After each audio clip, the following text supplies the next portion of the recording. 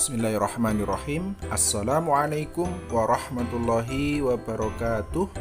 Selamat pagi anak-anakku kelas 4 UPT SD Negeri 74 Gresik. Semoga kita selalu dalam keadaan sehat dan tetap semangat. Anak-anakku yang soleh dan solehah, hari ini kita akan belajar PAI pelajaran 4 materi bersih itu sehat. Adapun submateri yang akan kita bahas adalah mengenal arti bersih dan sehat. Nah, di dalam surat Al-Baqarah ayat 222 yang berbunyi A'udzubillahi minasyaitonirrajim, Innallaha yuhibbut tawwabina wa yuhibbul mutatahhirin. Artinya, sesungguhnya Allah menyukai orang-orang yang bertaubat dan menyucikan diri. Jadi anak-anak sudah jelas bahwa Allah itu cinta kepada orang-orang yang senantiasa menjaga kebersihan. Nah, kita lanjutkan anak-anak. Ini materi kita ya, mengenal arti bersih dan sehat. Yang pertama, bersih artinya bebas dari kotoran. Nah, kita harus membedakan dengan suci. Suci artinya bebas dari hadas dan najis. Lalu, apa bedanya antara hadas dan najis?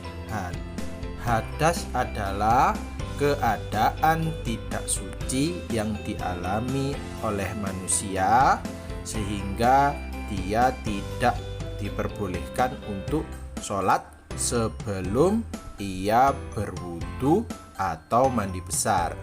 Sedangkan najis adalah kotoran yang menghalangi seseorang untuk beribadah. Misalnya apa?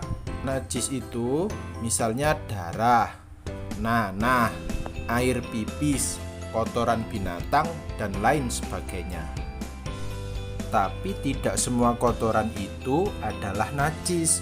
Misalnya kamu bermain cat, tangan kamu belepotan. Nah, itu kotor, tapi itu sebenarnya tidak najis. Nah, begitu pula misalnya kalian bermain tanah. Nah, ketika tangan kita itu kotor, itu juga bukan najis. Tapi kalau tanah itu bercampur dengan kotoran hewan misalnya, nah itu baru disebut najis. Nah, yang ketiga, najis pasti kotor, kotor belum tentu najis. Nah, tadi sudah dijelaskan ya, misalnya terkena tanah, terkena tinta, cat, atau ludah. Ya. Kemudian yang keempat, bersih atau suci dibagi menjadi dua, yaitu bersih dari hadas dan bersih dari najis.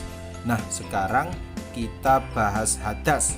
Hadas terbagi menjadi dua, yaitu hadas besar dan hadas kecil. Nah, hadas besar adalah hadas yang harus disucikan dengan mandi besar. Misalnya mimpi basah bagi laki-laki dan datang bulan bagi perempuan. Nah, itu cara mensucikannya adalah dengan mandi besar atau mandi wajib. Nah, sedangkan hadas kecil adalah hadas yang disucikan dengan melaksanakan wudhu. Misalnya setelah pipis, setelah buang air besar, setelah kentut, dan semua hal yang membatalkan wudhu. Nah, itu kita harus melaksanakan wudhu terlebih dahulu sebelum melaksanakan ibadah. Nah, sekarang kita bahas keadaan yang harus dipenuhi sebelum melaksanakan ibadah. Nomor 1 yaitu tubuh harus bebas dari hadas dan najis.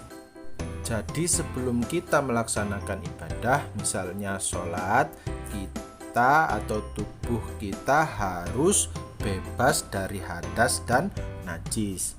Kemudian yang kedua, pakaian dan alat sholat kita harus juga bebas dari najis. Karena itu, kalau pakaian kita terkena najis, maka kita harus membersihkannya dengan mencuci misalnya. Kemudian yang ketiga, tempat harus juga bebas dari najis. Ya, misalnya di musola, di masjid itu ya, ada kotoran itu harus dibersihkan terlebih dahulu. Atau misalkan nempel di sajadah juga, kita harus membersihkan kotoran atau najis yang menempel itu sebelum kita melaksanakan ibadah. Nah, sekarang kita akan belajar anggota-anggota tubuh yang harus kita bersihkan. Yang pertama yaitu badan, harus dibersihkan dengan mandi teratur ya. Kemudian kuku yang panjang juga harus kita potong ya. Kenapa? Karena jika nanti kuku kita itu panjang, kemudian kita itu memegang najis, maka najis itu susah dihilangkan karena menyusup ke kuku-kuku kita. Kemudian yang ketiga yaitu menggosok gigi secara teratur. Nah, cara menggosok gigi yang benar itu dari atas ke bawah ya anak-anak, bukan menyamping. Nah, kemudian yang keempat, biasakan mencuci tangan. Nah, sekarang bagaimana cara kita membersihkan najis?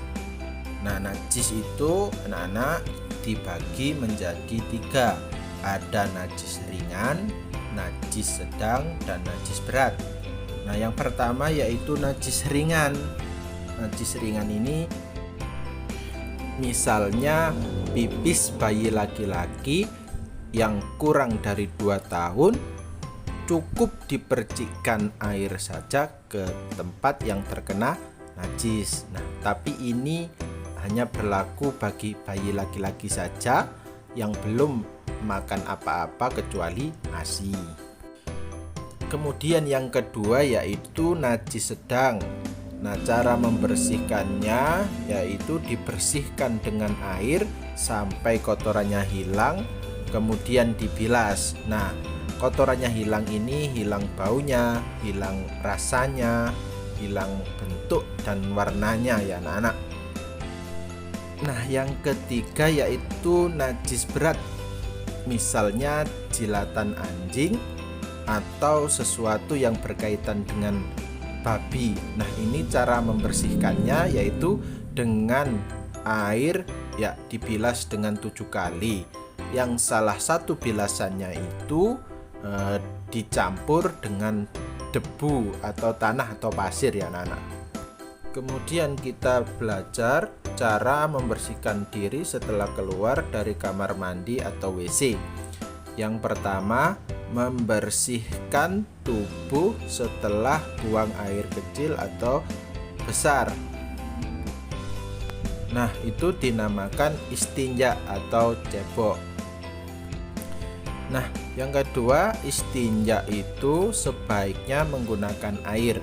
Tetapi kalau tidak ada air, boleh dengan menggunakan benda kering, misalnya tisu, kayu, batu, dan lain sebagainya. Kemudian yang ketiga, sebelum masuk dan keluar kamar mandi, biasakan membaca doa. Nah, tahu doanya ya anak-anak? Kalau masuk kamar mandi, doanya Allahumma inni a'udzubika minal khubusi wal khaba'is. Nah, itu tadi doa masuk kamar mandinya ya anak-anak. Sekarang doa keluarnya, Alhamdulillahilladzi adhaba 'anil adha wa afani.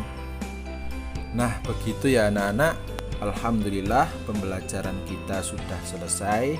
Terima kasih sudah menyimak. Saya Saya akhiri, kurang lebihnya mohon maaf. Assalamualaikum warahmatullahi wabarakatuh.